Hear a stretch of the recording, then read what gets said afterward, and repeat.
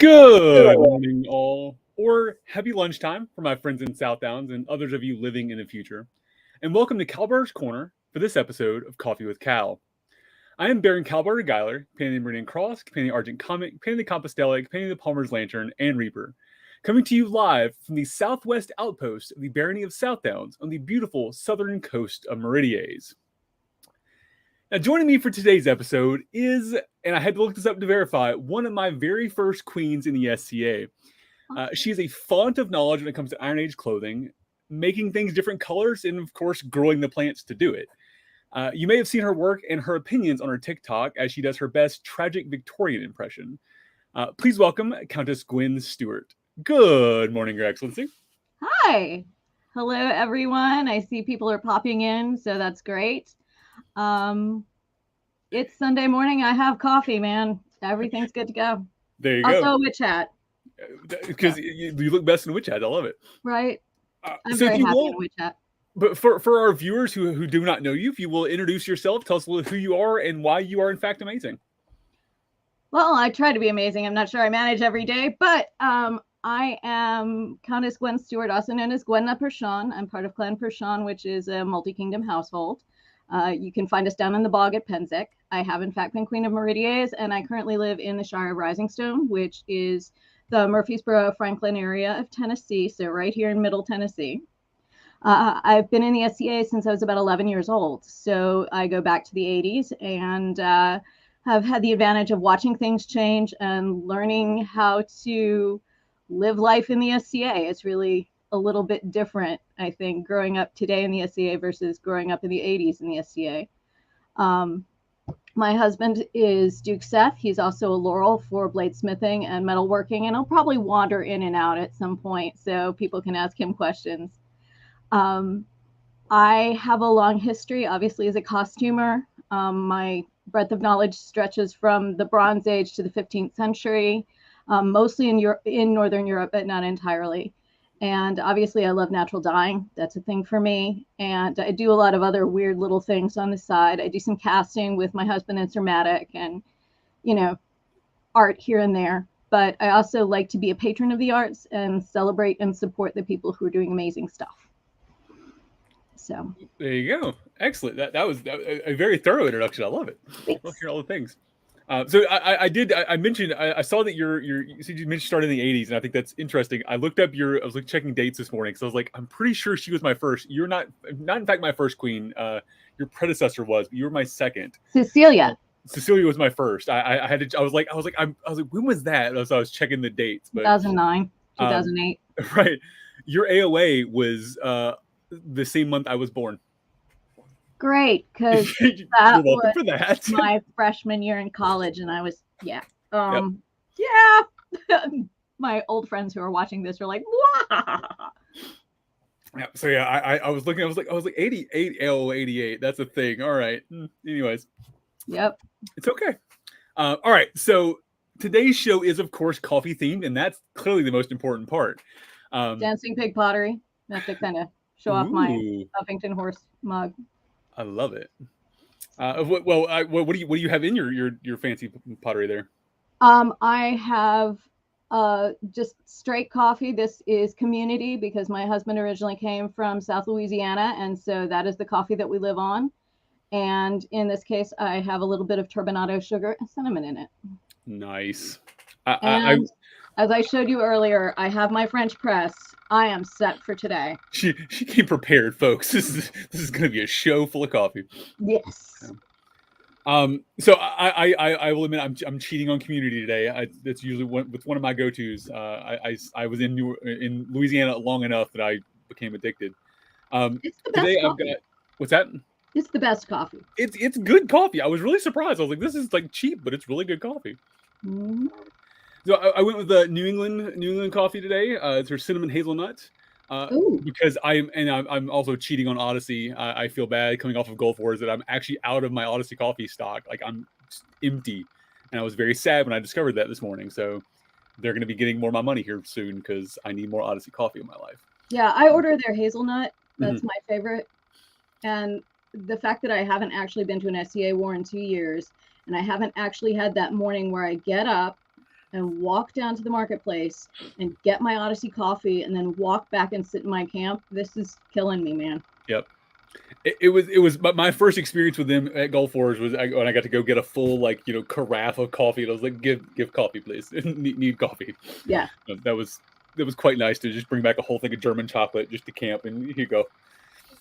Well, I love that they let you just like pay in advance. Here's $50. I'm just gonna keep coming back, okay? Right. So. You let me know when I'm done. Right. And of course, I have to to talk about our mugs. My Feed the Ravens mug, which has now officially been blessed by Dobroshka. I have met Dobroshka in person now. I did not get to go to her elevation, but I was on site when it happened.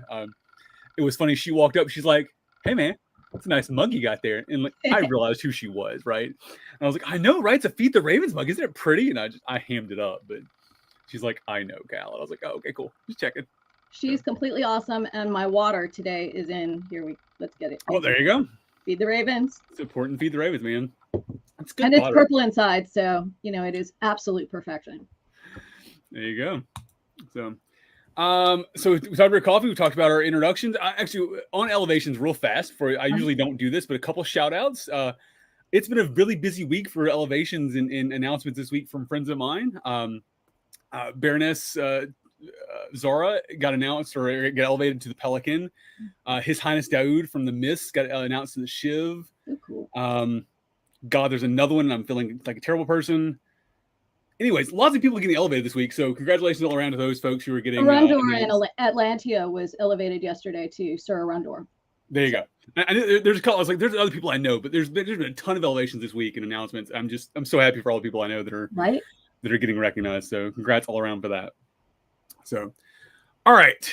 For those of you out there watching, if you have questions during the show, make sure to throw them in the comments over there or the chat, wherever you are, or down there. And let us know you're watching. Tell us who you are, where you're from, and what you're drinking this morning. And there are some awesome, cool people who I love in the comments already. So this is great. I got to say, I'm not biased, but I have one of the best audiences. These people here are the best audience. You totally do. So today's topic, you've done a couple TikToks on this, and I watch a lot of your stuff on TikTok, and I enjoy that platform because it gives people the ability to have opinions in very short, in like less committal fashion. But some stuff you've done recently is super important to me because it's goes back to the idea of being open and honest about our faults, right? Mm-hmm. And you've mentioned a couple of times about the idea of perfection, and as a laurel, and specifically a costuming laurel, right? Everybody always hears about these god level like garments that have to be made to be successful in the SCA. And you have an opinion that's antithetical to that, and I love that. So give me a little bit about for you, sort of what your opinion of perfection in the SCA is. The simplest answer is, are you really happy with it? Does it make you feel great when you wear it? Everybody has a different understanding of this, and I've come up through cycles in the SCA because I've been in so long. In the mid 80s, when I was a kid, you could, in fact, like see people literally doing exactly the same thing. And it was what I did. You wore your tunic during the day, and it was always just a cotton tunic of some kind. Mm-hmm. And then you had court garb and feast garb, where you put on something that was late period, kind of Renaissance fairy, and that was what you wore. And I was lucky enough through the process of being a preteen and teen to see the shift in the SCA, so that people start getting more and more and more interested in being historically accurate and doing research, and more great archaeology started coming out in the 80s and 90s that we didn't have before. And suddenly, right at the point where I was old enough to really start doing things and learning things, people with amazing talent started being there to help. Mm-hmm. I'm a big credit your master teachers kind of person. Sure. So without Robin Netherton, without Luciana de Rodolfi, both in Callantyre at the time, without Her Current Majesty of Callantyre, Magda, I would not be where I am today, because aside from the fact that once I got to college, I was an English and theater major and did a lot of theater costuming, which is how I actually really learned to sew. I had these people in the SCA who really taught me how to pattern, who really taught me how to look at a body, who really taught me how to put things together. And that remains kind of my obsession in the SCA, is patterning and fit. That said, the notion that everything had to be hand-sewn in 1990, but through the 90s, you see the evolution of period tents. You see the evolution of period shoes. You see kits getting nicer and nicer and nicer, and we're still continuing that. And I think that's absolutely fabulous. The flip side of that is even the very best, most amazing SCA and European reenactor costumes are costumes. We're guessing because we have fragments. Up until really the 16th century, we are taking wild guesses, and we're still taking guesses about that. If you're lucky enough to be obsessed with the late 16th and early 17th century, Lita and Sabella in South Downs are great examples of this, right? So they can go and they can handle garments that were made in 1600, and they know exactly what they're looking at. Excuse me, the rest of us can't. I am full of allergy snot, so I apologize right here and now. It's why I'm drinking a lot of coffee. Get some liquid in. But anyway, we try really hard. The best of us make beautiful things. We have personal aesthetic that are through the roof. I mean, I could start talking about people's personal aesthetics and go on for like hours, because you have people like Mistress Maudlin and Mistress Wendy who, like, when you see them, they're perfect and put together no matter what. Right. Mistress Ross falls into that category. Orlando falls into that category. Oh, yeah. But the thing is, we're still none of us perfect. Right. And I think for a long time, 90s and early 2000s especially, we had this rubric across the SCA that this is how it was done. And we started getting highly influenced by the European reenactors, which is also fabulous. But it doesn't necessarily answer the needs of the SCA, because the SCA says we want an attempt. Right. And I have been that snob person. I am not going to lie. That, you know, why are you wearing those wings at this event kind of person? Because we all have. Right. And if we don't talk about our evolutions, then we're lying to ourselves. But at the same time, demanding that people who are new to the SCA start hand sewing immediately and pick a period and be absolutely super committed to that and never change, that's not likely to retain people. It's honestly going to do the exact opposite. It's going to push them out faster than we can keep them, and we're seeing that. We're seeing that in areas that are a little more, you know, strict with their requirements or whatever. We're seeing the population decline. You know? In the comments, Mistress Yova said people should be able to play in the SCA at a level that brings them joy. Correct. Yes. Okay. Mistress Yova and I have a great relationship for many reasons. One, she was my first apprentice, which, fascinatingly enough, we discovered she was stationed in Vietnam at the MASH unit down the road from my dad before I was born. So I feel like we've been connected since before I was born. And she's an amazing person, and she's another person who knocks it out of the park with her personal appearance. And she's an embroidery laurel. Her handwork is exquisite. And I celebrate that. I celebrate every single artisan in the known world who is out there making things and sharing them and putting themselves out there. Because to be an artist, to me, is like the thing, obviously.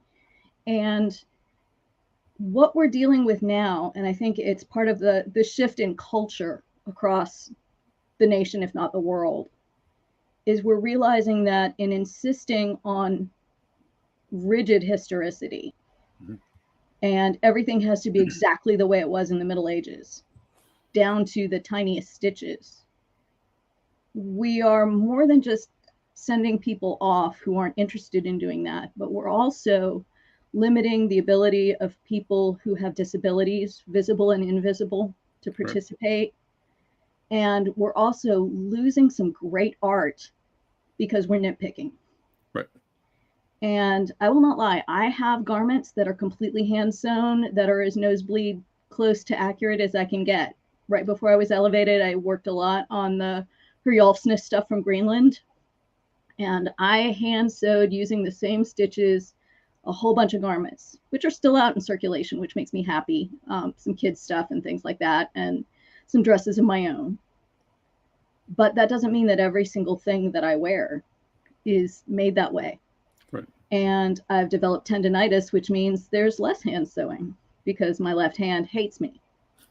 So, I just finished a bunch of coronation garb, and all the seams are machine sewn. If you look inside, I've also serged the edges on all the linen, but no one's going to see that. Right. It's not going to destroy anybody's SCA experience. It's not going to take away from the historicity or the medieval nature of that. And at the same time, it's not perfect. If I entered it in Kingdom A&S, somebody would knock me points for, look, right, there's visible serging inside, but it's not intended for Kingdom A&S. Yeah, exactly. I think that's the difference. It's all about the intent of it, right? Mm-hmm. I've heard people talk about that. The first question that I often hear asked by people when they're having I don't know, is it good enough, like, thought pattern is, are you entering it in an A&S fair? Are you trying to win an award for this? No? Then don't care. Is it pretty? Do you like it? Awesome. I think it's really funny to me. So I've been doing a lot of I don't sew. I mean I can. I understand the needle goes in, needle comes out. I get it. I'm terrible at it. My wife, however, is an amazing seamstress and does most of my garments for me. And she's made some stuff that's fairly reasonably accurate and really well put together. The things I get commented on the most are the ridiculous shit that I've added to it. The bells on my hat, or the rainbow dash rainbows down my legs. It's the stuff that's completely anachronistic, but that's stuff people notice and want to talk about and think it's really neat. Not the like hand-sewn seams that she added to it that are making it more accurate. And I think when that started happening is when I realized that this is fun, folks. Let's have fun with it. Let's not and this is very much the costuming side of this, but there's a whole lot more to it. But that was like the light bulb moment for me, was when I was like, we're having fun with this. Anachronism is in our name, and we need to remember that. Yep, absolutely. And I think also, this is just sideline, but we forget that, I'm going to quote Neely Glazel, because we brought her into South Downs and into Rising Stone to do some workshops. And she said in the first lecture that she gave, I hope when people look at my work, they say this is a way to do it. This is not the way to do it. Right. Because again, we don't know. And you talk about like putting the bells on and the rainbow stockings and all that. Cool. Because you know what? They personalize stuff too. Right. And this notion that everything looked exactly alike is ridiculous. And in the SCA, that is the one thing that kind of gets me. And I understand why people do it. I understand the impulse, because you see somebody who in something that looks really cool, and you're like, yes, I'm going to do one exactly like that. That's great, but put your own stamp on it. Right. And I try to explain to people when I'm teaching classes, especially, that we don't know. So make something that makes you feel good, that looks good on you, and worry about those things as much as you worry about, is this exactly how they did it? And also, is this exactly how this Laurel did it? Right. And, there are a lot of things we do in the SCA that are complete anachronisms. A lot of our big applique garb, for example. Mm-hmm. But you know what? Again, does that add to the pageantry of the SCA? Yes, it does. Does it add to our feeling of what this is all about? Yes, it does. This is kind of a big adventure. Mm-hmm. These are the things we're doing to equip ourselves for this adventure, right? So you might as well equip yourself the way you want to be and not the way somebody else wants you to be. And that's not saying wear a modern clown suit and a big red nose.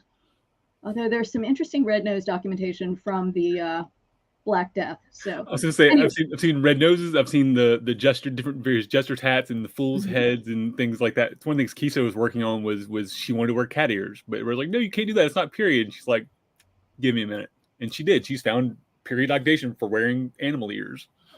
yes, there Big. is actually. Yeah. I could pull out my copy of Oscar Brockett. We do know that, especially with theatrical performance, even before the big era of medieval performance, people doing mask and traveling performers did wear animal head masks in presentations that they did before the nobility. So yes, absolutely. I have documentation if she needs any. There you go. I also have to point this out. Apparently, snakes with googly eyes, because that's a thing.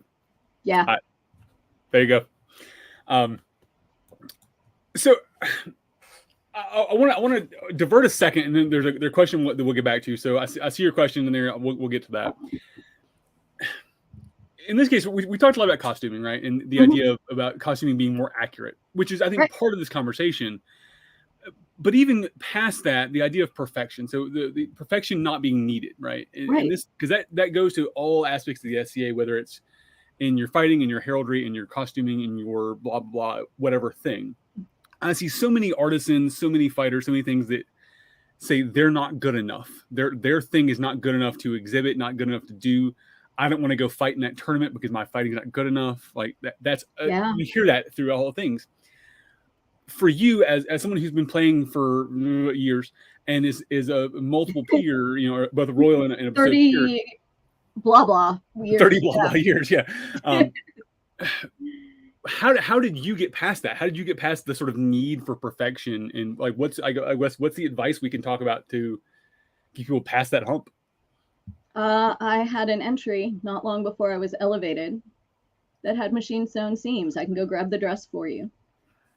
Everything else was done by hand, and it was done as accurately as I could get it. And I had great research. And at the same time, my then former apprentice sister, Mistress Maudlin, was really concerned also about the costuming entries that we were getting in A&S. And she was like, I'm going to enter something with machine sewn seams. So I entered something with machine sewn seams. And I got the ultimate East German judge, who is my SCA heroine, Magister Rosmond. Oh, yeah. My judges. And I was, shaking in my shoes. I'm part of her lineage. She is easily one of the most amazing artisans in the SCA. And I was waiting for, I can't believe you did this. And instead, she's like, yeah, I absolutely love this. I can see nothing that you did wrong. I can't dock you a point for sewing your seams by machine. And my jaw bounced off the ground. I mean, quite literally bounced off the ground. I almost cried. And that was kind of the, you know what? I don't have to do it that way. And it helped change my worldview very strongly at that moment. And ironically, my own Laurel was also one of my judges, and he docked me a point for them. But to be fair, Alan Moffat, who is also amazing, but who is currently inactive, he never gave a perfect score to any of his apprentices. And he did it because he believed that all of us had room to grow, and he wanted to challenge us to do that. Sure. And I understand where that would bother some people, but I think for me, even though it meant I don't think I ever got a perfect score on a costuming entry, ever. But I learned from it. And I think the most important thing you get from entering A&S competitions, because I'm also kind of of two minds about those right now, because our culture in A&S competitions is shifting. Right. But I think that anytime somebody says, this is really cool, but you have room to grow, do it. Sure. For a lot of us, that's challenging. Also, I think, once again, Yova has this great comment. If we could stop looking at these as competitions, right, instead of ways to get feedback, I think that would stress people less. And I'm very much in that category. You're only competing with yourself. But also, you've got to say, look, I did something wrong. I'm a Laurel. I showed you this earlier, but Yes, please. I'm really big into natural dyeing, and this is a piece that I threw into a vat of indigo. This is a lovely piece of wool gauze, but I didn't scour it properly. I didn't wash it properly before I put it in the dye because, you know, hey, I've got this vat. Let's see what happens.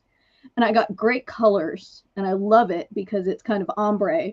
But at the same time, if you can see it, let me get it on my hands so the places are obvious. There are flaws galore caused by, there's one.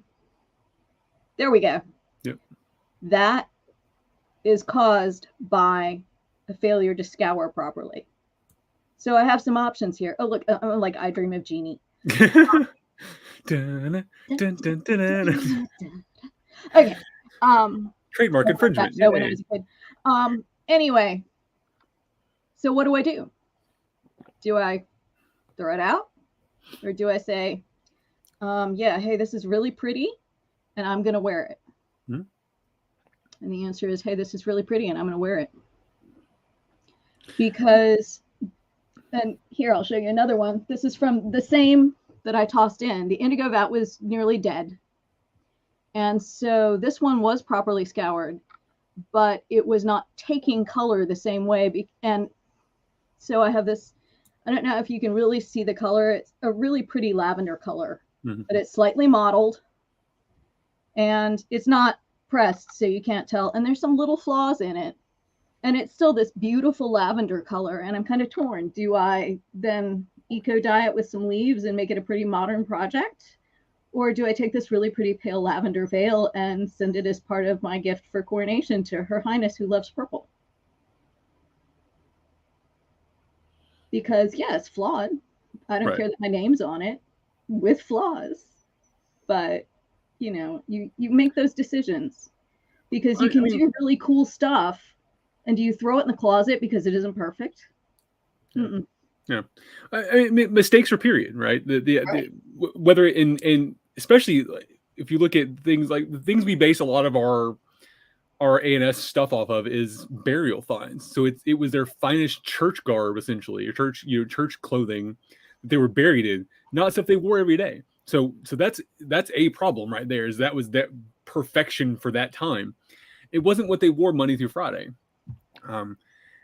These people they didn't have a lot of money, so they wore the stuff over and over again and patched it and fixed it and replaced parts, and like it's okay to do that. So, you know, hey, you tear your knee out in your pants, you patch it and you fix it. Yep. It's not going to kill anything. I have a coat hardie that I wear all the time. If you look at my pictures, it's the rust-colored wool one that probably dates to 1995 or 1996. And yeah, Linnea wins. Messed up medieval stuff for the win. Yes. New hashtag. I like it. I think she has made some of the crazy, they're all patched up anyway, made from 1,000 pieces kind of stuff. A quick note on burials. We've got so many cultures across the SCA. One of them that I'm very interested in, which is the Scandinavian Rus connection in the 10th and 11th century.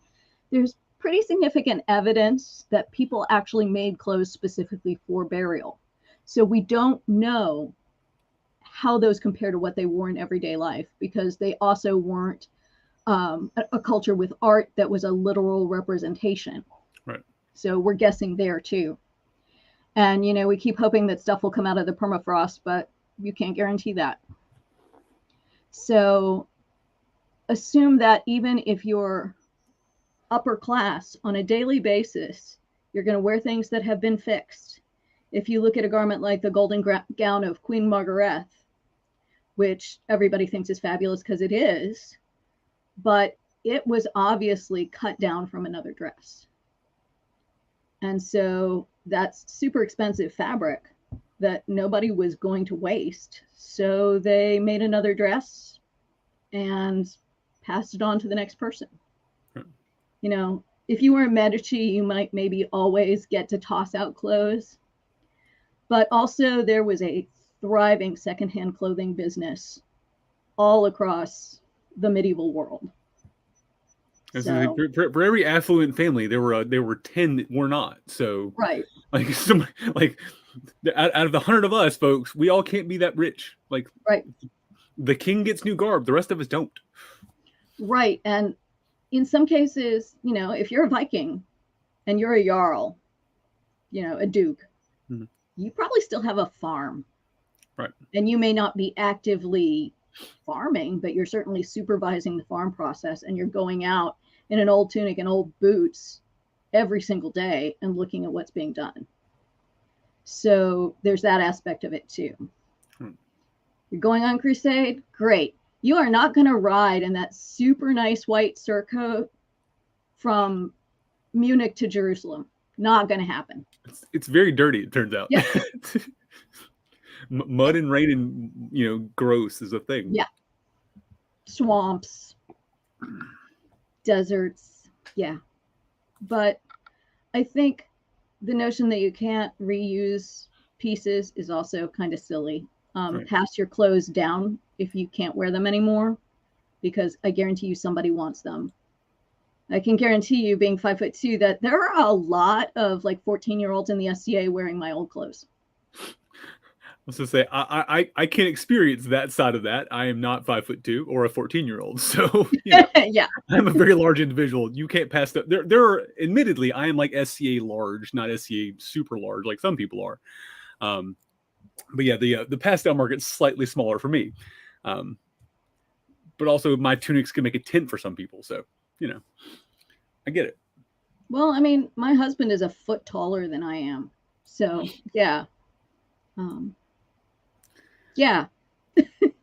But I have done things like patched his clothes with scraps from mine and patched my clothes with scraps from his. Right. Which is just cool, frankly. Like from a like romantic side of that, that's just cool. I think that's a neat thing and something that people would have done. So it's and I don't know that takes away from the perfection aspect. Yeah, it's not as pretty as it was, but at least you're now still getting to use it, and that's more, it's more period now. We're actually getting to reuse that fabric and reuse that garment. And several people in the chat have brought up the fact that we just, even from burials, don't know. We probably actually learn more from garments that are, the Lindbreen tunic that was pulled out of the glacier. It's from 3rd century Scandinavia, and we see the influence both of the Roman construction with the round loom and inserted sleeves. And we learn a lot from that tunic out of its context. We've learned a lot from really old burials about the quality of fabric, because we always assume, this is another pet peeve of mine, we always assume that things come out of the ground in the same condition they went into the ground. Right. And that's just not true. And especially when you've got bog finds where you've got fabrics that are stretched and pulled and affected by the chemical contents there, it's hard to tell what it was exactly originally. And we've got some that came out of permafrost and came out of bogs in the 1920s and 30s that weren't properly conserved, that we're making guesses off of. And so that's kind of tough. Just going to point out, this is Norse age duct tape. That's what that is, folks. Yes. That's what you do. That's Norse duct tape.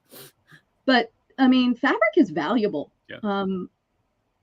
Yova there, Linnea, several other people in the comments are also weavers. Mm-hmm. Start talking to them. In fact, you should do like a whole weaver episode about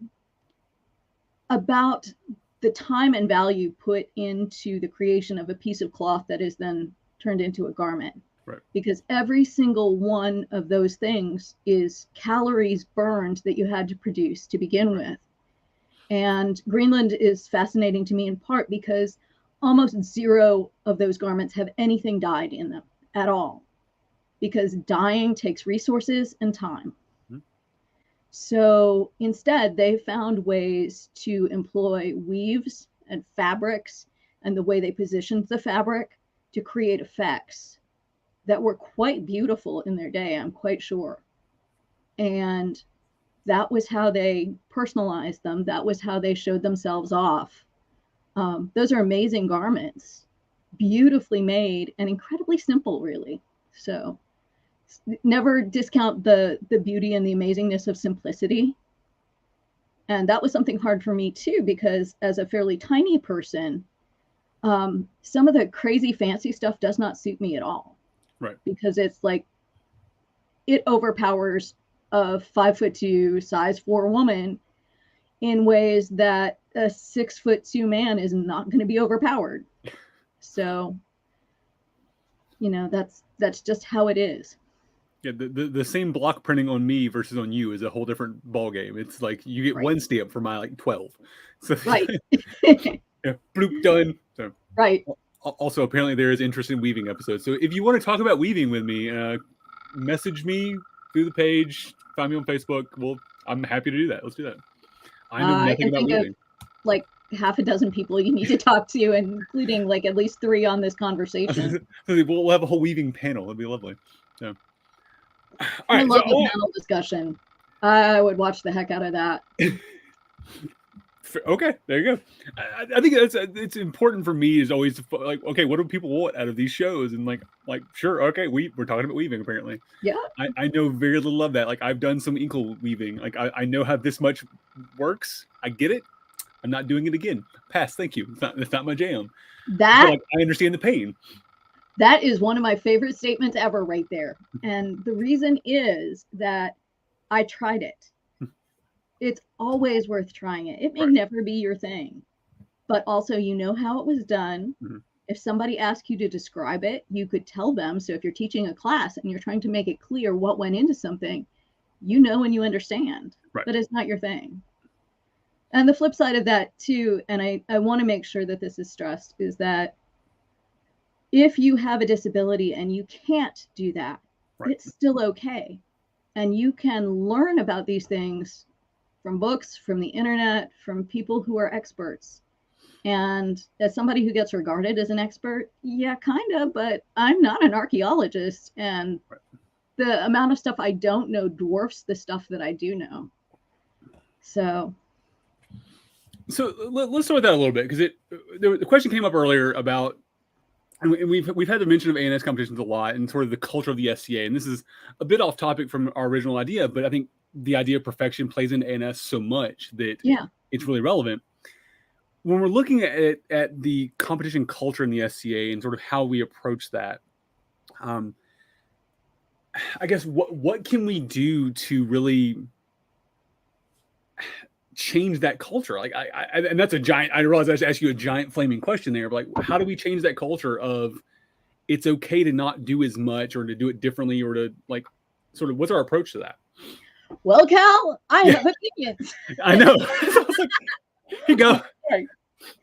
The answer is that we do more things. And I think we're actually getting way better at this, because we have made laurels who have never entered a competition or have entered one competition. And I'm cool with that, because when I was coming up, the traditional laurel path was, how many competitions have you entered? Right. The reality of ANS competitions is that it gets your work shown. It gives you a chance to show off your knowledge and your skill. And that's the most important part of it, because we can't discuss people who we aren't aware of. Yeah, I mean, it's fighting in a tournament for fighters. Like, yeah, you can fight at fighter practice all you want to, but if you don't go to a tournament and fight in front of people, people don't see you doing the thing. Right. Same idea. Seth and I had this conversation a lot, because he was one of those who came into the SCA with a martial arts background in his late 20s and just like ran through everything because he was that good. You know, he was king after 3 years, and that was before he and I started dating. But the thing about it is, there are a million places you can come from to do that. Teach classes. If you are teaching at every virtual university, people are going to know who you are. Right. Do displays. I am a huge fan of displays. I used to sponsor them all the time, and now it's been a long time, but also it's been 2 years where I've been to 2 events. So displays let you show off what you're capable of doing. I'm also a big fan of displays after you've been elevated. Don't sit on your laurels, so to speak. There's a reason that I keep helping out with coronation garb, and the reason that I keep helping people with whatever they need to do, because just because I got a cookie doesn't mean I don't have to work. Right. That's really stupid. So anyway, it's about finding the ways that you can display your knowledge and your skills to people. And for a long time, we thought the only way that that could be done was through an A&S competition. But you can be as creative as you want.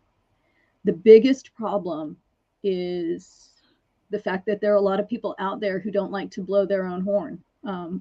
One of my associates, not apprentices, because I don't believe that if you're a royal peer, you should be a traditional associate or a traditional apprentice, because you're a peer in your own right. Viscountess Melisande, who is one of the most amazingly talented humans I know, is also one of the shyest and quietest. And she was elevated last year. She's amazing, but it took her probably years longer because there was no world in which she was going to jump on TikTok and say, hey, I am so amazing. Right. And so while you don't have to be an egotist, sometimes you do have to remind people that you're doing this, that, you know, you made every single pair of Thorsberg trousers for every single elevation that there was in the kingdom for 5 years, which Melisande kind of did. Right. Because your skill level needs to be visible. So it's just a matter of finding ways to do that. And you also understand that you can display imperfect things. And that's back to the topic in general. Just because it's not the most flawless thing ever in the entire universe does not mean it's not good.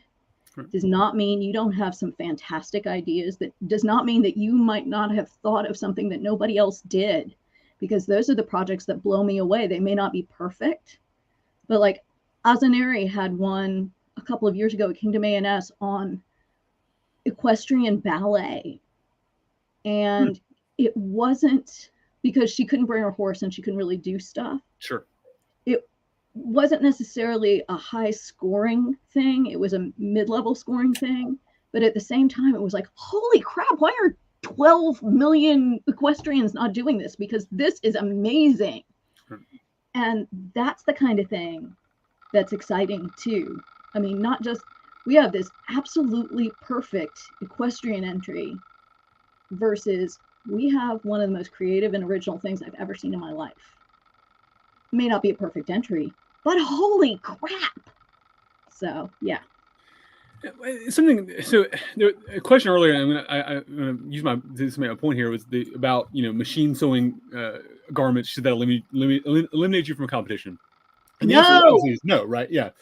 But to piggyback on what you just said, the answer to this is one of the things that I was told early on in my A&S career, which I've only done a couple things now, but my stuff's always been really sort of weird because I come at the science side of A&S, not the art side. And that's weird because most folks who do A&S do art stuff. There is some tangible thing.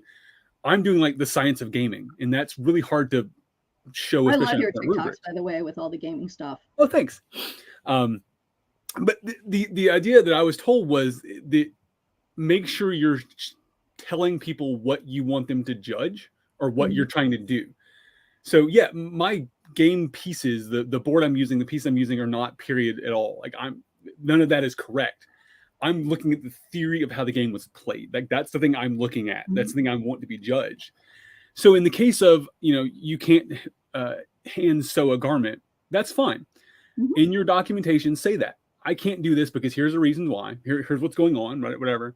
But here's the things I know about this garment. Here's how it would have been done. Here's how I should have done it if my hands cooperated, right? I think if you can do those things, whereas that may be a little more work on the paperwork side of that, but it allows you to sort of get past that problem. Yes, there's always going to be that one moral judge, that one person that's going to be like, you didn't machine sew, whatever. Like, whatever. It's going to happen. We have had one or two judges that are like, you didn't use MLA style, so I'm docking you a point. Right. Those people I have no time for. Right. Yeah, it's going to happen. Just go, okay, thanks, and move on with your life. But other than that, show them what you want them to judge and talk about things you know. So if you didn't get to, my wife has a really great, speaking of Thorsberg trousers, she did one where she bought the fabric pre-dyed, and they're like, well, you you could have dyed this. She's like, yeah, I could have, but here's what they would have done. And she documented how they would have achieved that color orange. And they went, well, damn, you're right. Cool. And, you know, so she got around the not having dyed the fabric herself because she knew what they would have done, you know. And I want to throw in something there, because that is still paperwork, and that is really hard for some people. Mm-hmm. I come from an academic background. It's not hard for me. Right. But if it is hard for you, reach out to somebody you know who's good and say, can you help me with this? Because we will help you. I will 100% edit your documentation if you want me to. Nice. I will sit there and talk to you and write your documentation. You know, what can I do to help you make this work? Right. And that's if your goal is to enter. Right. And if not, chances are good. I'll use the example of Sir Matic. He is not comfortable writing documentation, but his work is incredible and it's impeccably researched. And if you take a class with him, it takes about 10 minutes to realize that he knows his stuff and he is amazing. Right. There is a lot of that out there. So it's just a matter of how do you express that? And to toss a non-peer out there, the Noble Icania, who does all her bead work. You're familiar with the beads work. Oh, God. Same I thing. have tons of her stuff. She is freaking amazing. Mm-hmm. Sorry, yeah. But can't write documentation to save her life, and she hates it. Right. Same idea. So I think that's important. I think that's something that, and that's something that definitely I think the Laurel should discuss and figure out ways. And I know the grading rubrics are being looked at last year. There's maybe ways around that. Maybe ways we can change the system to accommodate those sorts of problems, people, whatever, look at. And the other thing that I want to just throw in real quick, because I'm also seeing in the comments amazing stuff from some an assortment of good Laurels and good artisans, but and I'm losing my train of thought here, which is really stupid. Okay, judging. Yep. We're not really your judges. Right. And one of the things that has always bothered me in the SCA, and it's something I came across very young, and it turned me off to competing for a long time. We tend to assume everyone can judge from documentation. Right. That is not the case. Honestly, I would prefer people say, and this is much better now that we can enter online and get all the information before we look at an entry. But if there's no one qualified in that area, you need to tell the entrant, we don't have a judge that is qualified in this particular area. We will give you all the feedback we can on your craftsmanship and your documentation, but please understand, we can't give you all the things that you need from this. Right. You've got to be honest about that. Getting a cookie, a grant level arts award or a grant level or a peerage level arts award or anything else, service, fighting, does not necessarily make you the best of the best in everything. Right. I'll use fighting as an example. My husband was the squire to a lefty. He's not a lefty. Somebody with a very, very different fighting style. He had enough friends that they jumped in, and he actually had like 3 or 4 knights, including Sir Francois of Legend, who were representative of him and taught him how to fight. Mm-hmm. We got to treat artisans the same way. Your Laurel may not be the best person to teach you what you need to know. They should be guiding you. Right. I try to take mostly people who do things within my discipline, but that's not always been the case. I have an amazing former apprentice whose greatest skill is calligraphy and illumination, and she's mind-blowing. And that's my cat, Kaz. Hi, Kaz. Who some of you have seen on TikTok, and yet he does podcasts. He's very cool. He's an opinionated cat right there. Yes. I'm reading what Margaret has to say. Oh, sure. She says, on the note of not competing, I competed twice, but participated in the competition process. The motivations of competition did not answer my particular perceived needs of the time, but I got in so that I could answer that for others. It might have extended my time as an associate, but, well, I don't care. Okay. Those last 4 words, well, I don't care. What's your goal? Is your goal to get the cookie, or is your goal to be better? Well, that's Madge, and she's freaking amazing. Yeah. I mean, that's one of the things that's exciting to me, because I see people from all over the SCA, many of whom I know, commenting, And all I can think of is, oh, that person is so damn good. That makes me happy. And one thing about being an artisan too, and I know we're almost out of time, which is crazy, but one of the things that struck me probably back about the time I got my AOA, I'm like, college student here going, everything we get like from Walmart, we have nothing to do with making the things that surround us in our lives, most of us. Right. So the fact that we live in a society where we or our friends make most of the things that we hold most dear and most valuable to us, that is incredible. And I think one of the realities with the changing culture is that might be something that starts happening again in the real world, and that could be no bad thing. Yeah. So somebody asked about my TikTok. It's Stephanie Gwen 13, the same as my Instagram. There you go. I hope you like cats. Say you like cats and Victorian drama. You'll get plenty of that. Yes, and also tutorials on stuff. So. All right, I want to, because we are running short on time, but I want to address this because it's something that's we haven't touched on yet. So we talked about a little bit of fighting. We talked about a little bit of ANS. What about service? So you've been in the SCA for quite a few years now, and have, I'm sure, served in offices and seen people that have done these things. What about perfection or non-perfection in service? The garb isn't right, whatever, it only hurts you. But what if the service is imperfect? How can that be problematic? It's from Her Ladyship Runa. Are you doing the work? Then your service is not imperfect. Every single job in the SCA is a volunteer job. And I can't stress enough the fact that there are going to be points when you're stressed, you're out of spoons. I have had a hella work week. Let me tell you, my spoons are low. You know what's keeping me going right now? Coffee. Oh, coffee, how I love you. But seriously, with service, I'm lucky enough to have service awards from 2 different kingdoms. I'm a member of the Order of the Bow, which is our grant level service award. And I've held kingdom and local offices since about 1989. So the best thing you can do with service is also have people around you who can lend a hand, who you can also help promote, and to do what you can, because every single thing helps. The best event stewards are the ones who have a great staff in place.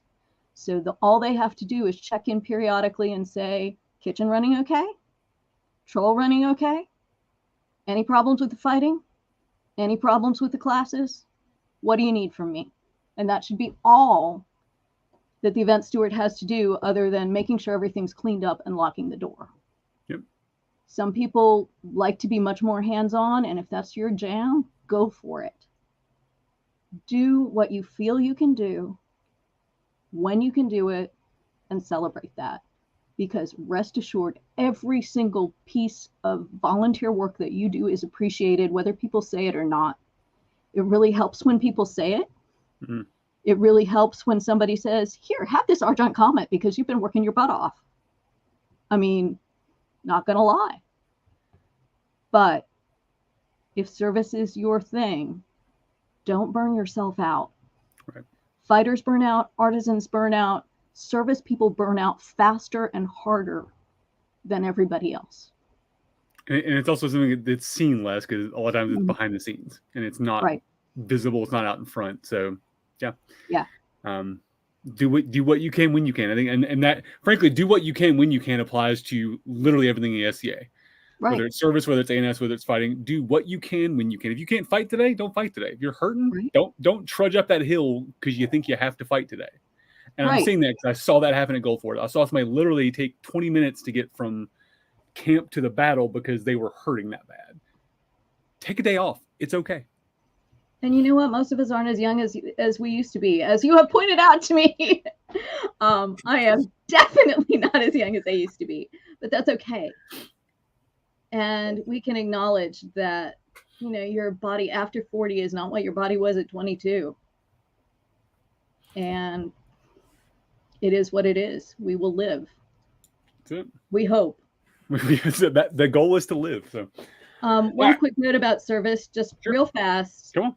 In the era of COVID, it is the service people who have made the SCA happen. Yep. The people who are running the virtual events, the people who are organizing them, the people who are setting up private Zoom classes, the people who are setting up our Tuesday Night Meridian socials. Mm-hmm. Those people are freaking amazing. Some of them are Pelicans, but I'd like to give about 60 more to the people that I've seen across the SCA just doing amazing service work.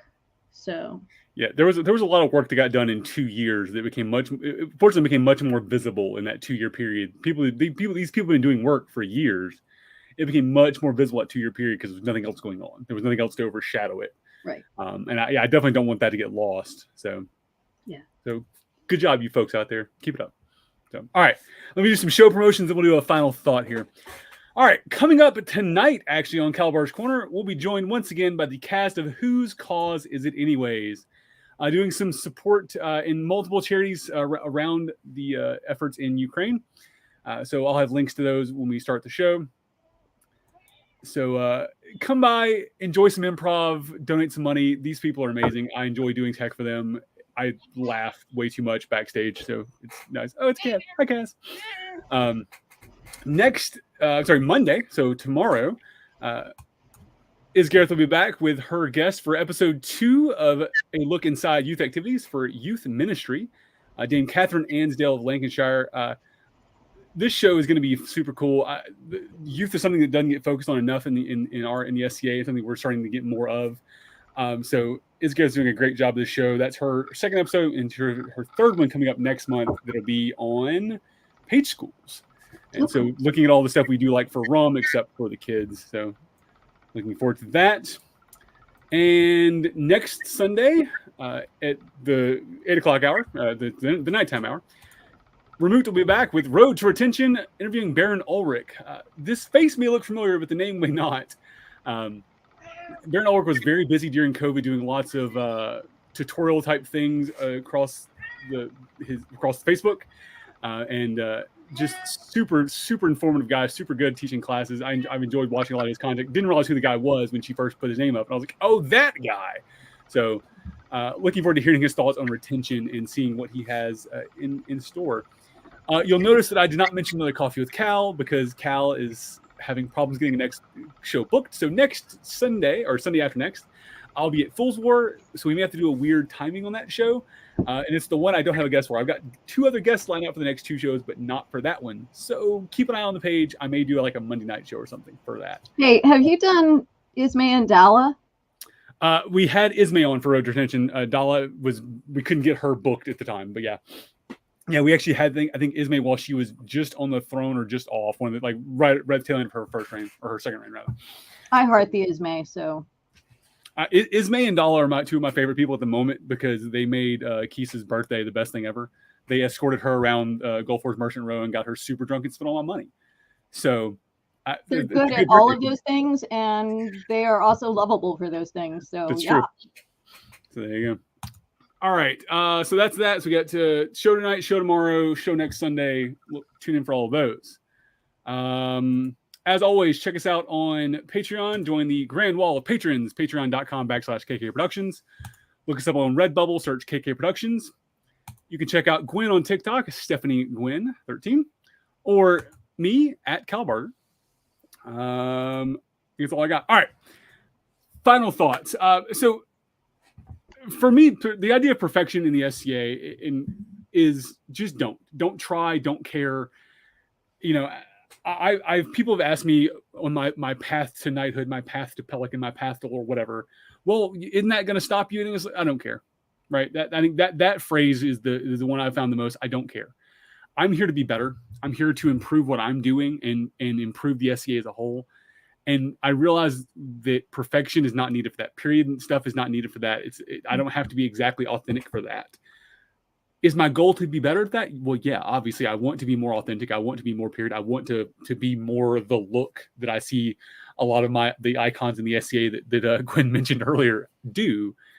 but it's not necessary, right? That little thing I can do improves the world as a whole, and that's my goal.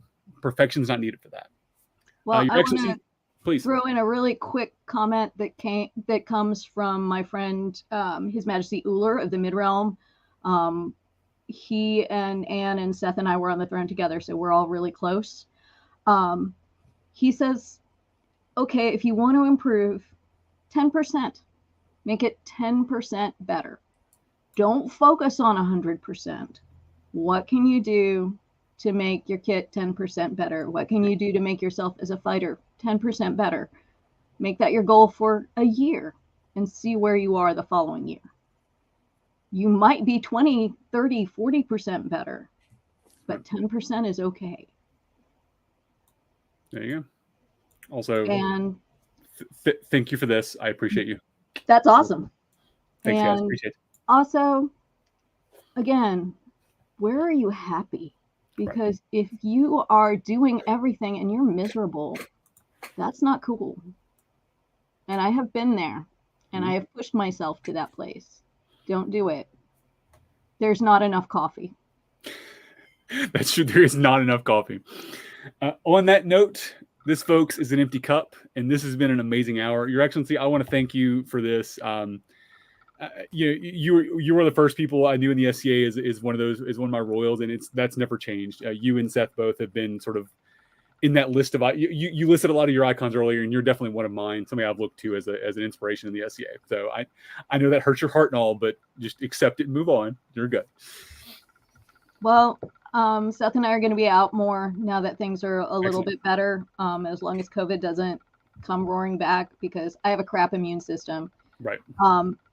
But we are planning on being at Iris Fair. I'm going to be there with Yova doing some early period demonstrations. So please come say hello, and you'll almost surely see us at Pennsic for all the people who are out of Kingdom.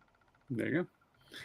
All right, folks. And we appreciate all you out there watching. But for now, this has been Gwen and Cal in Kal-bardr's Corner. Have a good day, everybody. This has been great. Thank you, everybody.